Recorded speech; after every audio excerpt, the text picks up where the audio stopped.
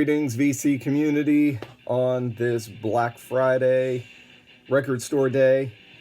I decided not to go out and brave the freezing cold temperatures this morning. 20 degrees here in Tennessee. It feels like it's a little too early for that. So I ordered a bunch of stuff online and had a package come in from my friend Ron Haggerty, who's been selling some of his collection. And so this is actually my third purchase from him. So I thought I would open up the package and share what I got. Before I get to that, though, I'm going to share a few things that I've been listening to just in the last 12 or so hours. Any of you that follow me on Facebook have already seen these postings on some of the different sites, but I figured I'd just add a little something else in here. So something I've gotten in the last month or so, Speed Kills 1 and 2. Listened to 1 last week. Today was my first spin of part 2, and what a fantastic comp this series is. I mean, just great. Most of the bands I'm familiar with, and I've got these songs on records, but just putting these, this mix is just so cool. Agent Steel, Razor, Bathory, Halloween, Living Death, Sodom, Whiplash, Iron Angel, Destructor out of, I believe, Cleveland, Onslaught, Brain Fever, and Anthrax. So you got just a great mix of Euro speed metal bands and American speed metal bands. And I don't remember if there was another one after the second one. If there is, I'm going to try and track that one down too. Just really enjoyed giving that a listen earlier. Last night, Little Raven, Nothing Exceeds Like X-Sets, which was one of their later 1980s albums. And this is a repress, double record on Back on Black. A band that I just got done posting online and commenting. Somebody had mentioned just a great album, real thrasher, and yeah, thrasher indeed, because back in the day when this was released, I thought for sure it was death metal.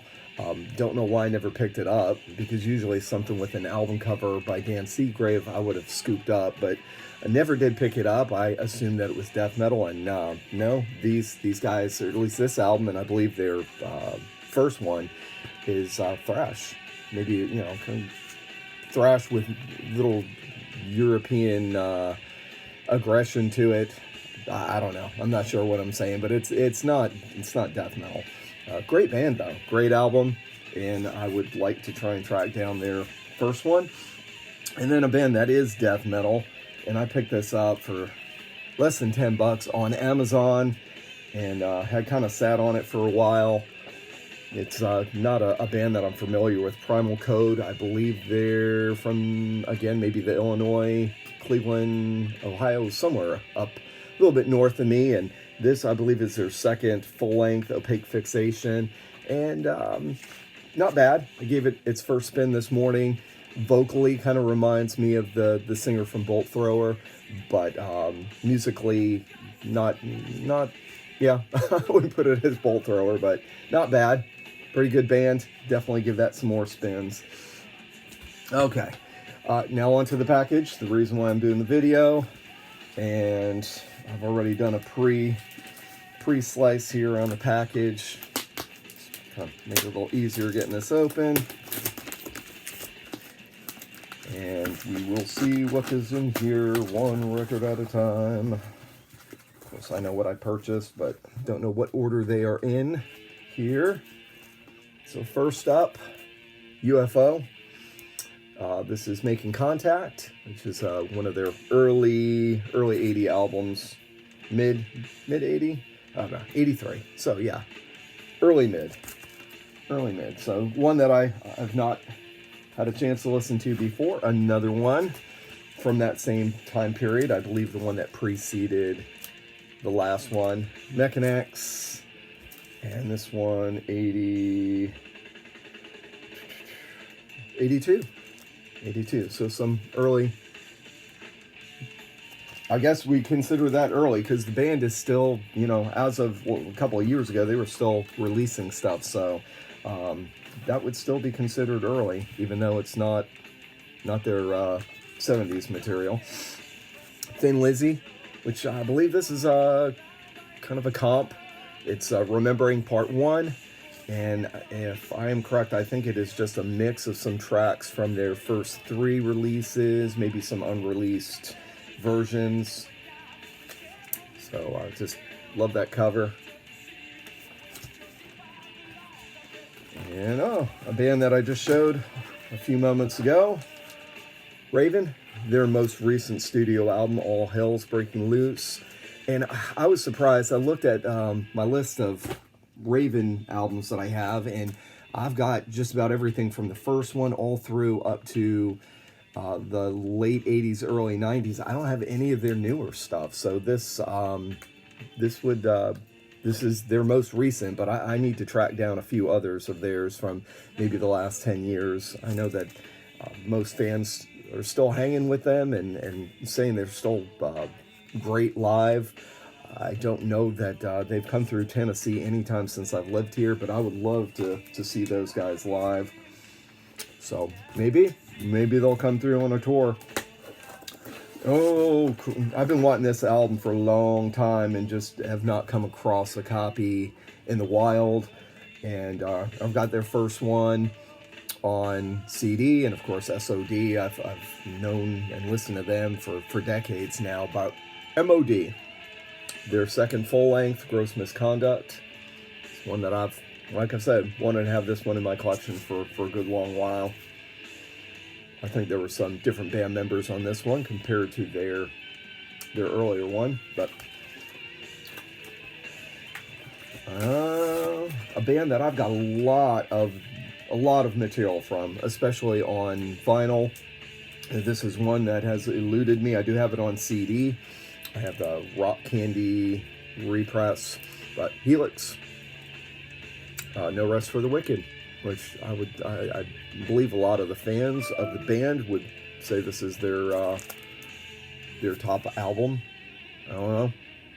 I don't know enough people that listen to them, so I don't. But I do know a buddy of mine that I worked with years ago that said this was one of his favorite hard rock, heavy metal albums, and so glad to have that one in the collection.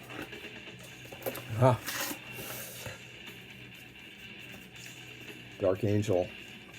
Time Does Not Heal. So I've not listened to any of the tracks off of their new one. I have not pre-ordered it. Eventually I would like to pick that one up and give it a listen, whether I get it on CD or on vinyl. But this is a great one.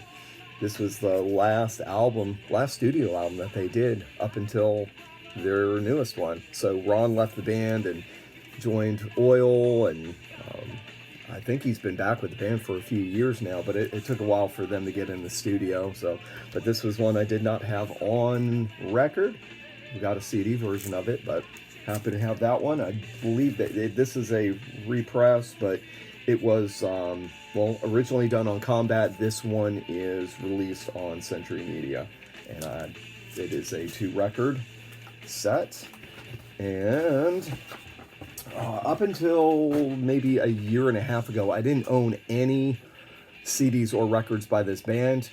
Again, it's one of those things of I don't know how. I mean, with the number of metal albums that I've had in my listening taste through the years, I guess a part of the reason is even though they're a Canadian band, I don't remember coming across any of their records when I was growing up in New York.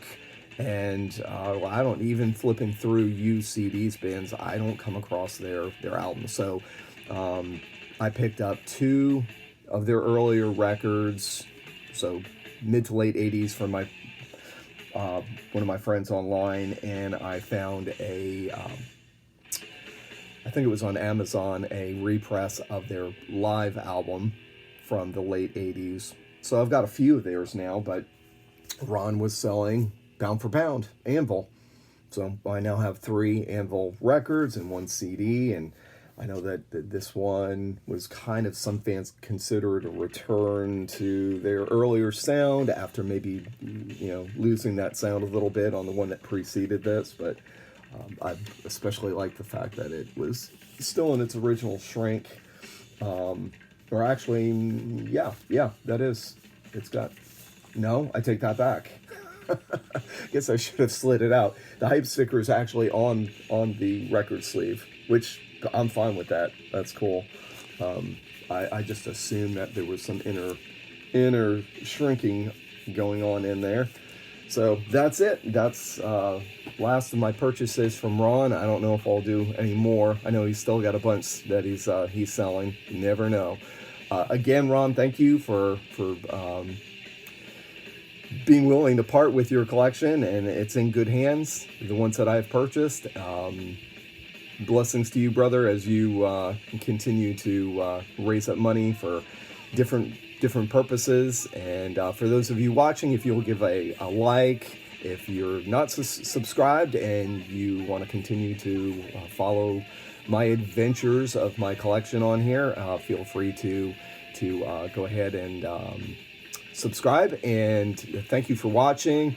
Appreciate you all out there. Many of you have your own channels, and I enjoy watching you. And I guess, those of us that are geeks in our music, we love our collections, but we love watching other people's collections too. So thank you for watching again. Happy holidays. Stay warm out there, those of you in the frigid parts of the world. And until next time, God bless.